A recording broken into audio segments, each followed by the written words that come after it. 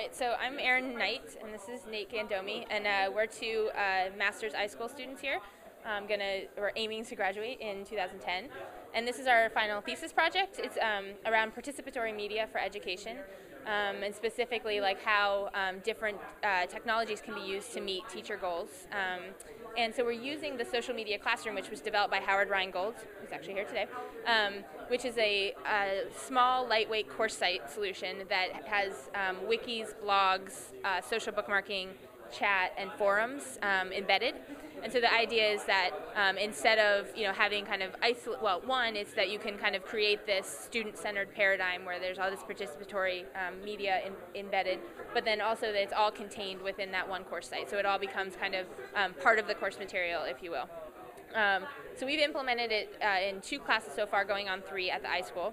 And we've taken it a little further in that in addition to just having the social media, we've actually implemented a controlled vocabulary around the lectures. And so as students find relevant material, they add it to the site and they tag it by the lecture, and then they can come to this lecture page and actually see all of the relevant contextual social information right in line. So let's go upstream. How does this change the way a professor prepares for a class and thinks through the balance between I'm pushing and lecturing versus there's something very collaborative going on? Right. So it's definitely a curricular switch, right? Like it's a different paradigm. And so one of the things we're actually working on is trying to identify what kind of changes or what kind of like readiness like professors need to have to start to use these tools. And we think that one of the key things there is that instead of just focusing on technology, it's focusing on the teacher goals and sort of the learning sequences that these teachers want to occur.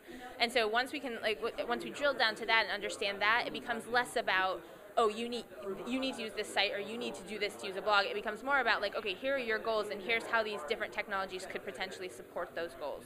And so some of that we're still trying to unearth, but there certainly is an aspect of switching from I provide all the content to, oh, I'm going to open it up and actually let my students participate as well. And we've actually found some professors that just aren't ready for it. They just, they said, I don't have time to do any extra reading, like unanticipated reading.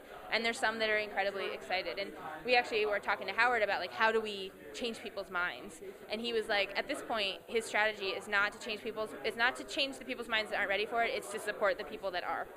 Does your project have a URL? Is there a place one can go learn about it? Yeah, so you can go to the socialmediaclassroom.com, which is the initial thing by Howard, which kind of talks about it. And then I can give you the URL for this particular course so you can look at it. We don't actually have our project site up yet because it's due in May, but we will. So I'll give you my card, and then we can share information. Thanks. Yeah, no problem.